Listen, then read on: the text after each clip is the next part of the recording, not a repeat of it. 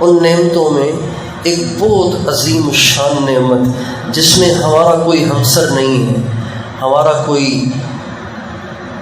کوئی مثل نہیں ہے، ہماری کوئی ٹکر کا نہیں ہے، ہمارے کوئی رتبے کا نہیں ہے، وہ نعمت یہ ہے کہ حضرت محمد صلی اللہ علیہ وسلم کا اللہ تعالیٰ نے ہمیں امتی بنایا۔ اللہ اکبر، کتنی بڑی نعمت ہے۔ کسی کا کسی دنیا دار سے تعلق ہو جائے تو وہ فخر سے بتاتا ہے کہ اللہ کا شکر ہے، کبھی کبھی DIG صاحب کا فون بھی آ جاتا ہے،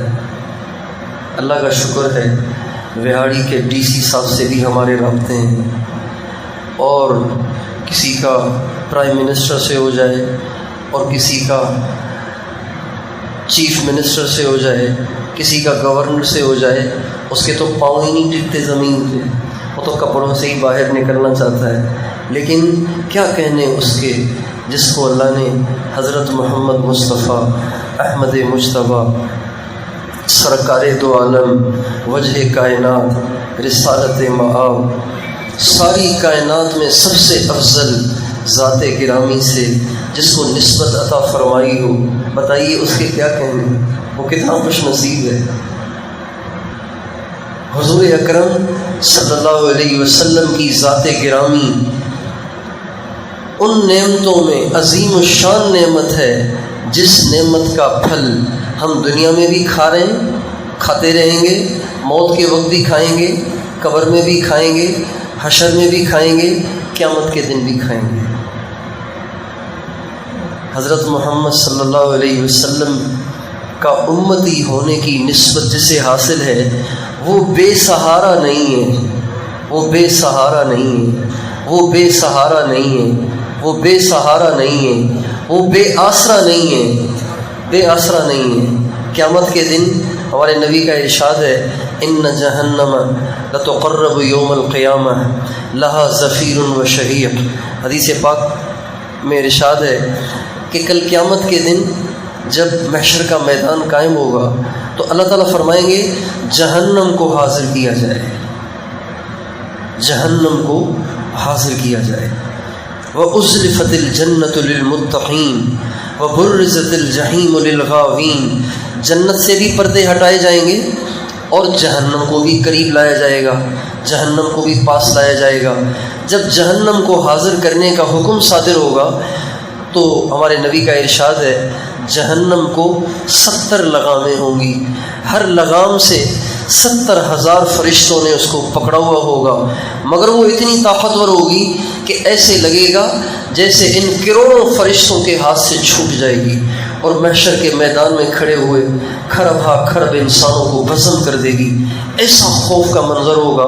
آپ فرماتے ہیں جب اس کو قریب لایا جائے گا لہا زفیر و شہیق، وہ چیخ رہی ہوگی، چنگھاڑ رہی ہوگی اور پکار رہی ہوگی اور اللہ کے نافرمانوں کو اپنی طرف بلا رہی ہوگی۔ اس حال میں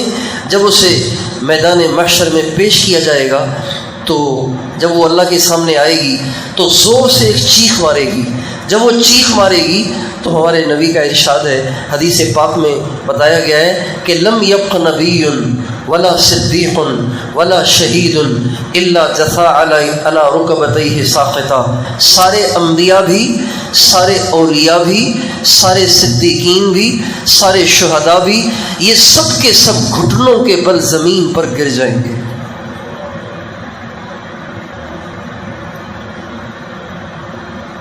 جب آدمی اگلے کو منانے سے عاجز آ جاتا ہے نا تو گھٹنے زمین پہ رکھ لیتا ہے اور کہتا ہے تجھے یہ دیکھو میں ہاتھ جوڑتا ہوں، میرے لیے آسانی کرو ذرا۔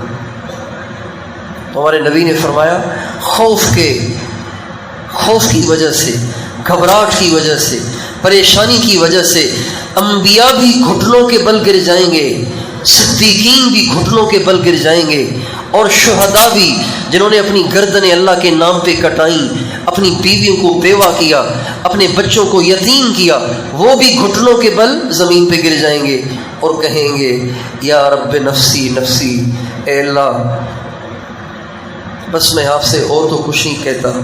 میں آپ سے اتنی درخواست کرتا ہوں کہ اس مصیبت سے مجھے بچانا۔ یہ کھا جائے گی مجھے، یہ بھسم کر دے گی مجھے، مہربانی کر مجھے اس سے بچا۔ اور اس موقع پہ فرمایا کہ وَيَنْسَى إِبْرَاهِيمُ إِسْمَاعِيلَ وَإِسْحَاقَ،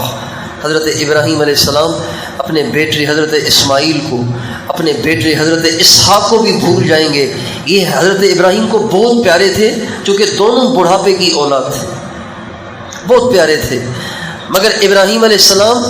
اپنے ان پیارے بچوں کو بھی بھول جائیں گے، اور حضرت عیسیٰ علیہ السلام اپنی ماں مریم کو بھی بھول جائیں گے، اور ہر طرف بس یہی ایک جملہ ہوگا، یہی ایک کلمہ ہوگا جو ہر ایک ہی زبان پر ہوگا، اے اللہ میں کچھ نہیں چاہتا، بس اس مصیبت سے میری جان بچا۔ لیکن پورے محشر کے میدان میں ایک ہستی ایسی ہوگی جس کا سر سجدے میں ہوگا، اور وہ رو رہے ہوں گے، اور وہ بہت رو رہے ہوں گے، اور وہ کہہ رہے ہوں گے یا رب امتی امتی، اے اللہ میں اپنی ذات کا سوال نہیں کر رہا، اپنے اہل بیت اور صحابہ کا سوال نہیں کر رہا، میرا سوال تو اپنی ساری امت کے لیے ہے، جو چاہے کتنا گرا پڑا گناہ گار ہے، اے اللہ آج میرے اس گناہ گار امتی کو اس مصیبت سے بچا۔ اب بتائیے اس امت کا کوئی سا امتی چاہے گناہ گار کیوں نہ ہو، بے آسرا ہے؟ آپ سے پوچھتا ہوں، بے آسرا ہے، بے سہارا ہے؟ جس امتی کا سفارشی محمد مصطفیٰ ہو، احمد مشتبہ ہو، اللہ کا حبیب ہو، وجہ کائنات ہو، رسالت مآب ہو، اسے کیا ٹینشن ہے؟ پھر اسے کیا پریشانی ہے؟